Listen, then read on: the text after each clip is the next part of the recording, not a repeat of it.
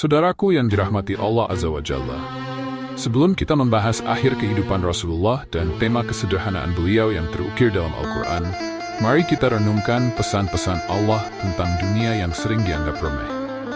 Kesederhanaan sejatinya berkaitan dengan dunia yang kita jalani saat ini. Allah mengingatkan kita bahwa kehidupan dunia ini tidak ada bandingnya dengan kebahagiaan yang abadi di akhirat. Sebagai contoh, Aisyah Ummul Mukminin mengalami kebutaan di usia senjanya. Ada alasan di balik kebutaannya. Saat hidup bersama Rasulullah, peristiwa bersejarah terjadi di Perang Ahzab. Setelah pertempuran yang melelahkan, ketika Rasulullah kembali ke rumah dan mandi, tiba-tiba Jibril datang dalam wujud seorang sahabat yang tampan, Dihayah Al-Kalbi, yang terkenal di kalangan para muhajirin. Ketampanannya membuat banyak wanita di Syam terpesona saat ia berjualan di sana. Jibril memilih wujud Dihayah untuk mendekati Rasulullah, dan ia datang dengan kuda putih menyerukan, "Wahai Muhammad, keluar."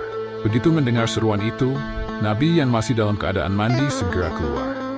Jibril kemudian memberikan instruksi penting. Para malaikat belum mengembalikan pedang mereka, dan demikian pula Rasulullah seharusnya mengambil senjatanya kembali. Jibril memerintahkan untuk segera menyerang Bani Quraidah, kabilah Yahudi yang telah berkhianat. Ia menekankan agar para sahabat tidak menunda untuk melaksanakan perintah ini, bahkan menyarankan agar mereka tidak salat asar di tengah perjalanan, melainkan segera menuju Bani Quraidah. Meskipun beberapa sahabat tetap melaksanakan salat di jalan, inti dari perintah ini adalah kesegeraan dalam bertindak. Aisyah menyaksikan seluruh dialog tersebut dan merasa heran melihat sosok yang tampak seperti sahabat memberi perintah kepada Nabi. Baginya ini terasa aneh. Namun, ia tidak menyadari bahwa itu adalah Jibril yang menjelma, bukan sekadar sahabat biasa. Mari kita renungkan bersama bagaimana kesederhanaan dan keberanian dalam menjalani hidup ini menjadi pelajaran berharga bagi kita semua. Setelah menerima wahyu, Aisyah radhiyallahu anha mendatangi Nabi dan berkata, "Ya Rasulullah, aku melihat sesuatu yang aneh di Al-Kalbi. Ada apa?" Rasulullah menjawab, "Itu bukan Dihiyah Aisyah. Itu Jibril yang menyampaikan salam padamu. Namun, karena kau telah melihatnya, kau akan mengalami kebutaan di akhir hayatmu." Ternyata, Aisyah adalah satu-satunya wanita yang pernah melihat Jibril, sementara banyak sahabat lainnya yang hanya mendengar. Saat menjelang akhir hayatnya, Aisyah radhiyallahu anha benar-benar mengalami kebutaan. Meski begitu, ia tetap aktif beramal. Setiap kali menemukan barang di rumahnya, ia akan memanggil pembantunya, "Cari barang ini dan sedekahkan kepada si Fulan." Ia melakukannya hingga semua barangnya habis. Hingga pembantunya bertanya, "Apa lagi yang bisa kita sedekahkan, wahai Ummul Mukminin?" Aisyah pun mengingatkan mereka tentang firman Allah, "Orang-orang kafir lebih memilih kehidupan dunia, pada akhirat lebih baik dan kekal." Ini menunjukkan pilihan Aisyah untuk mengutamakan kehidupan akhirat daripada dunia yang sementara. Seperti kita, Nabi Muhammad SAW juga manusia. Ketika kaum musyrik datang meminta hal-hal yang mustahil, Nabi hanya diam. Kemudian Allah menurunkan ayat, "Katakan, sesungguhnya aku adalah manusia seperti kalian, tetapi aku menerima wahyu." Ini menunjukkan bahwa kehidupan Nabi, dengan segala liku-likunya adalah cerminan dari pengalaman kita semua. Aisyah mengisahkan, ketika mereka hijrah ke Madinah, Nabi tidak pernah kenyang hingga akhir hidupnya, kecuali saat menjamu tamu. Dalam sebuah riwayat, Aisyah menyatakan bahwa Nabi tidak pernah merasakan kenyang dari roti gandum, kecuali saat menerima tamu. Bahkan selama 3 bulan berturut-turut, mereka tidak pernah melihat hilal, menunjukkan betapa beratnya ujian yang dihadapi Nabi dan keluarganya.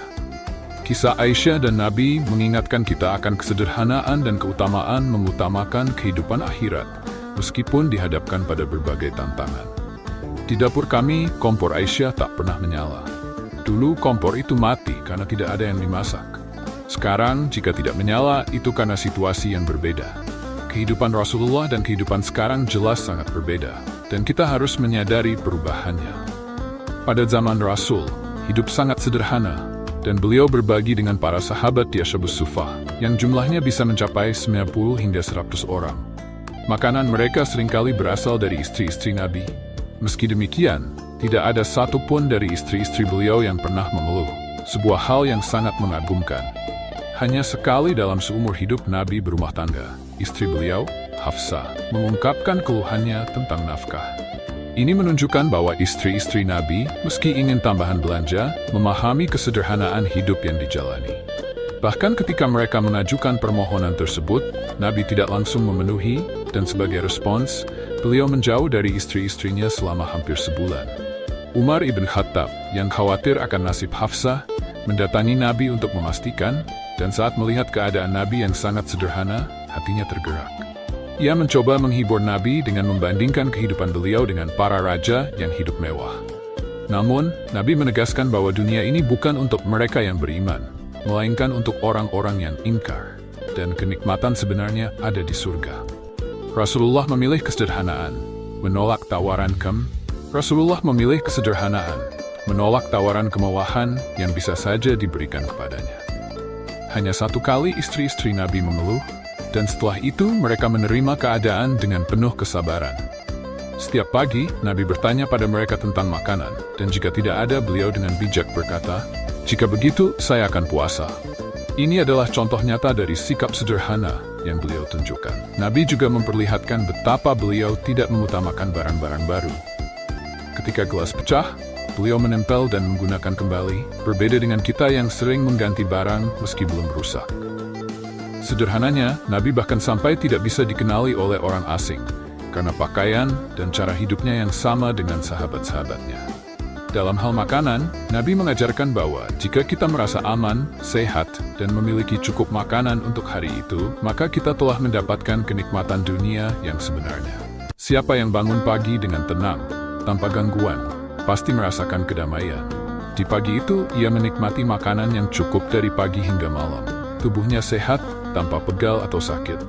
Rasanya seperti memegang dunia di telapak tangan. Hadis Nabi mengajarkan kita tentang kehidupan yang sederhana. Rasul tidak pernah menyimpan kelebihan, selalu memastikan makanan cukup, tetapi tidak berlebihan. Kita seringkali terjebak dalam keinginan akan kemewahan, padahal kesederhanaan yang diajarkan Nabi sangat berharga. Banyak dari kita menginginkan kekayaan tanpa memahami makna kesederhanaan itu sendiri. Nabi, meski berkuasa, hidup sederhana. Ia bahkan memperbaiki sandalnya sendiri dan menjahit pakaian yang robek. Ini menunjukkan teladan yang luar biasa, kesederhanaan dalam hidup. Kehidupan Nabi yang sederhana mengingatkan kita bahwa saat kita meninggal, kita tidak membawa harta berlebihan, sehingga tanggung jawab di hadapan Allah juga lebih ringan. Dalam mencari rezeki, ada yang halal, haram, dan tidak jelas. Yang penting adalah bagaimana kita membelanjakannya. Sebuah ajaran penting bahwa harta yang halal, jika digunakan untuk kebaikan, akan mendatangkan berkah. Kesederhanaan dan keyakinan pada takdir membuat hidup lebih tenang. Orang yang qanaah, puas dengan apa yang ada, tidak akan terjebak dalam kejahatan. Ketenangan dan kebahagiaan sejati lahir dari hidup yang sederhana, jauh dari keinginan berlebih yang bisa membawa pada tindakan salah. Saat Nabi wafat, beliau meninggalkan warisan kesederhanaan dan keikhlasan. Di akhir perjalanan hidupnya, Allah menegaskan bahwa agama dan nikmatnya telah sempurna. Kesedihan sahabat Nabi seperti Abu Bakar menunjukkan betapa berarti ajaran ini bagi umat manusia. Dengan memahami dan menerapkan kesederhanaan ini, kita dapat menjalani hidup yang lebih bermakna dan damai. Abu Bakar Siddiq radhiyallahu anhu menyadari bahwa ayat tersebut menunjukkan kedekatan wafat Nabi, mengindikasikan bahwa Islam telah sempurna. Dengan sempurnanya ajaran, maka tugas Rasul pun telah selesai. Pemahaman ini membuat Abu Bakar menangis, karena banyak sahabat yang tidak menyadarinya. Setelah Nabi Muhammad SAW melaksanakan haji terakhir, beliau wafat tak lama kemudian. 9 hari sebelum wafat, Nabi mengeluh kepada Aisyah radhiyallahu anha tentang racun yang pernah ia konsumsi di perang Khaybar. Pada perang tersebut, seorang wanita Yahudi bernama Zainab bintul Harith meracuni makanan yang disajikan untuk Nabi. Meskipun Nabi sempat menyadari dan menghentikan sahabat-sahabatnya dari makan, satu sahabat yang tetap memakan makanan tersebut meninggal setahun kemudian. Nabi tidak mengambil tindakan langsung terhadap Zainab sampai setelah sahabatnya meninggal, di mana beliau baru memerintahkan untuk menangkap dan menghukumnya. Racun yang dikonsumsi Nabi tidak langsung berpengaruh, namun ia terus merasakan dampaknya seiring bertambahnya usia. 9 hari sebelum wafat, Nabi meminta para sahabat untuk menziarahi kuburan syuhada Uhud dan memberikan salam kepada mereka, menunjukkan penghormatan kepada para pejuang yang telah berkorban demi Islam. Nabi ingin mengajarkan pentingnya mengingat sejarah dan para pahlawan yang telah berjuang agar umat tidak melupakan jasa mereka. Saat kembali dari ziarah, Nabi tiba-tiba menangis dan menjelaskan bahwa ia merindukan teman-temannya, yaitu orang-orang yang tidak pernah melihatnya namun tetap beriman. Ketika sakit, Nabi tidak lagi mampu memimpin salat dan meminta Abu Bakar untuk menggantikannya. Meskipun Aisyah menyarankan Umar, Nabi tetap menginginkan Abu Bakar, menunjukkan bahwa penunjukan ini memiliki makna penting dalam kepemimpinan setelahnya. Akhirnya, perdebatan muncul tentang siapa yang seharusnya menjadi imam. Apakah orang yang memiliki pengetahuan luas dalam Quran atau yang memiliki ketokohan?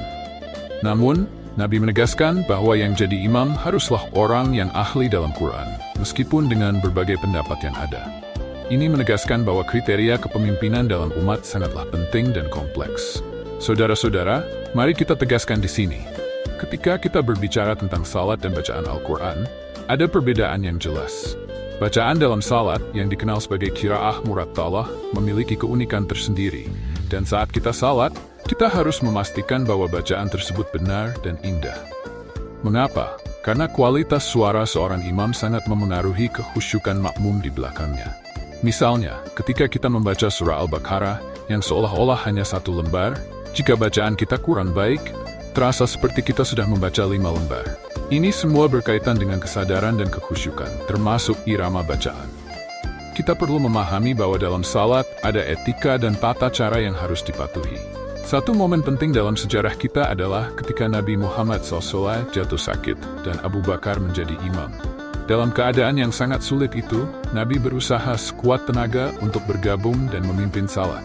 Saat beliau muncul dari balik tabir, para sahabat bertepuk tangan, dan Abu Bakar yang tak sadar mundur agar Nabi bisa melanjutkan sebagai imam. Ini menunjukkan betapa pentingnya kepemimpinan dan pemahaman dalam salat. Nabi juga mengingatkan kita bahwa tepuk tangan tidak pantas dilakukan dalam salat. Itu adalah untuk wanita, sedangkan untuk laki-laki kita harus bersikap lebih bijak. Jika ada kesalahan dalam bacaan imam, seharusnya kita memperbaikinya dengan cara yang tepat. Ketika Nabi dalam kondisi sakit, beliau meminta untuk berada di rumah Aisyah, bukan karena alasan yang biasa, tetapi karena di sanalah wahyu diturunkan. Jibril tidak pernah turun di rumah istri-istri beliau yang lain. Ini menunjukkan betapa spesialnya rumah Aisyah dalam sejarah Islam. Ada juga kisah tentang bagaimana istri-istri Nabi merasa cemburu ketika Nabi lebih sering berada di rumah Aisyah. Ummu Salamah yang paling bijak di antara mereka, berusaha menyelesaikan masalah ini dengan mengajukan pertanyaan kepada Nabi. Ketika Fatimah, putri Nabi, bertanya, Nabi menjelaskan bahwa jika kita mencintainya, kita juga harus mencintai Aisyah, karena keistimewaannya yang luar biasa. Saat Nabi sakit parah, berita tentang kondisi beliau menyebar cepat, dan para sahabat berbondong-bondong datang ke masjid. Dalam keadaan lemah, Nabi kemudian berusaha untuk memberikan khutbah terakhirnya. Dalam khutbah itu, beliau menekankan pentingnya menjaga iman dan menyampaikan beberapa peringatan penting tentang tidak khawatir akan kekayaan duniawi. Mari kita ambil pelajaran dari semua ini, agar kita dapat menjalankan salat dengan lebih baik, mencintai satu sama lain, dan menghargai kehadiran Nabi Muhammad SAW dalam hidup kita. Mari kita renungkan sejenak perjalanan hidup kita di dunia ini. Seperti generasi terdahulu yang berusaha mengejar kehidupan, kita pun terjebak dalam ambisi yang sama. Namun, hati-hati, dunia ini bisa menghancurkan kita seperti yang dialami oleh mereka yang telah berlalu. Bayangkan dunia sebagai lautan yang luas. Kita adalah perahu yang berlayar di atasnya. Meskipun ombak menggoyang, perahu kita tidak akan tenggelam, asalkan air laut tidak masuk ke dalam kapal. Bahaya sebenarnya adalah ketika air itu memasuki hati kita. Jika kita membiarkan dunia masuk ke dalam hati, kita akan merasakan kesedihan yang mendalam saat segala sesuatu yang kita cintai hilang. Zuhud, atau melepaskan dunia dari hati, adalah kunci. Menjadi kaya tidak masalah selama kekayaan itu tidak bersemayam dalam hati kita. Kekayaan bisa datang dan pergi, tetapi jika kita menjaganya di tangan, kita akan tetap tenang meski harus kehilangan. Ketika Rasulullah menerima wahyu menjelang wafatnya, ada pelajaran berharga yang ingin disampaikan. Dalam hidup, kita harus terus mendekatkan diri kepada Allah, terutama ketika kita berada di penghujung jalan.